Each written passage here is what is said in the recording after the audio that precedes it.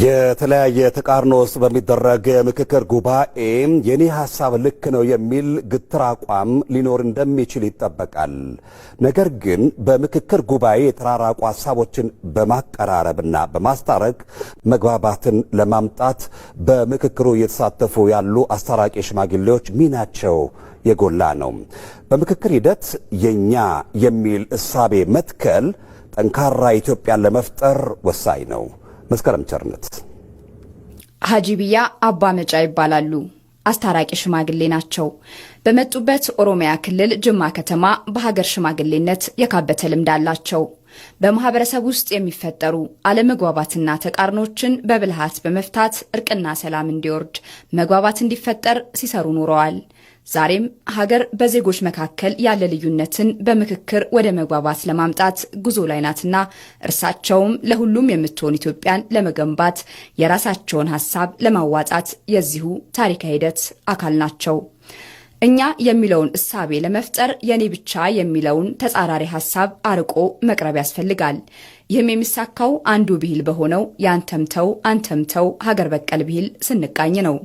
ሀጂቢያም የኔ ሐሳብ ብቻ ልክ ነው ከሚል ግትር አቋም ባለፈ የኛን ኢትዮጵያ አክሞ ለማጽናት በተፈጠረው ሀገራዊ ምክክር ማዕድ የግብር አዳራሽ ላይ ተገኝተዋል።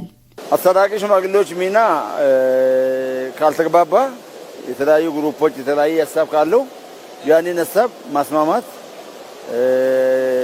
የተቀረጹ አጀንዳዎችን ወደ ጫፍ የወጡ አካላትን ወደ መሃል ማምጣትና ወደ በሰላም ይሄ ሀገራዊ ምክክር ኮሚሽኑ ሀገራዊ ምክክር አጀንዳዎች እንዲሳካ የሰላም ዙሪያ ለመስራት ነው የተመረጥንበት ምክንያት ስለዚህ ነውና አንደኛ ሀገራዊ ምክክር ኮሚሽን ተሳታፊ መሆኔና አስታራቂ መሆኔ በጣም ደስተኛ ነኝ። እናም እርሳቸው ሀገር የኑረ ተቃርኖ ሳንካዋን ነቅላ ዜጎች ልዩነታቸውንና አለመግባባታቸውን በምክክር ብቻ የሚፈቱባት ሀገርን የማኖር ሂደት ውስጥ የበኩላቸውን ለመወጣት ዝግጁ ናቸው። ይህም የሚሳካው የሌሎችን ሐሳብ በራስ ጫማ አስገብቶ ለማዳመጥ በሚፈጠር ዝግጁነት ልክ ነው። በጣም ጠቃሚ ነው። ምክንያቱም ሀገር ሽማግሌ ባላንስ ነው፣ እኩል ነው የሚናገረው፣ ለግራና ቀኝ አይቶ ነው የሚወስነውና ያንን ባለኝ ልምድ ማለት ነው ይሄንን በሰላማዊ መንገድ በእርቁ ሀገራዊ ምክክር ኮሚሽን በሰላም እንዲሳካ ከፍተኛ ሚና እኔ ብቻ አይደለም ወደ 15 ምናምን ሰዎች ነኝና እነዚህ ሀገር ሽማግሌዎች በሙሉ ያልተግባቡበትን አጀንዳዎች ላይ እንዲግባቡ እንዲስማሙ ለማድረግ ትልቅ ሚና እንጫወታለን። ያልቀለም ያለው አጀንዳው ሲያዩም ብዙ የሚያጣላ ነገር የለም። ጥሩ ነገር ያየው ነኝና መጨረሻ ላይ ያመራል ብዬ ተስፋ አደርጋለሁ። በእርግጥ ኢትዮጵያ ከጫፍ እስከ ጫፍ ህዝቦቿ አለመግባባትን የሚፈቱበት፣ የተበደለን የሚክሱበት፣ እርቅን የሚያወርዱበት የኖረና የካበተ የሽምግልና ልምድ ያላቸው ናቸው።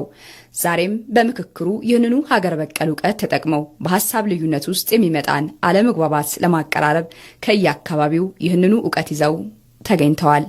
ከየአንዳንዱ ክልል ሁሉም እያሰባለሁ እያወራለሁ። ወደ ምክክሩ ስንመጣ በጣም እኔም ደስተኛ ነኝ። ምክንያቱም በኢትዮጵያ ውስጥ ያሉ ችግሮች ይቀረፋሉ። ችግሮች በቃ በዚህ በምክክር ይቋጫሉ። እንደውም ሙሉ በሙሉ እንትን ባይልም ተራ በተራ አሁን ያለቀ ይሄዳል። ኢትዮጵያ ወደ ስምምነቷ፣ ወደ አንድነቷ፣ ወደ ልማቷ አሁን ከስብራቶቹን የተሳታፊዎች ይጠግናሉ የሚል ሀሳብ ነው አለኝ። እንደ ኢትዮጵያ ብዝሃ ማንነት ባለበት ሀገር የተቃርኖ ልኩ ሰፊ ነው። ታዲያ የኔ ሐሳብ ብቻ ልክ ነው ከሚል ግትር አቋም ወጥቶ በጋራ በምክክር ሀገር ለማጽናት መስራት ይጠይቃል። የኔ ልክ ነው እንደምንለው ሁሉ ለሌሎችም ልክነት እውቅና መስጠት ይጠይቃል።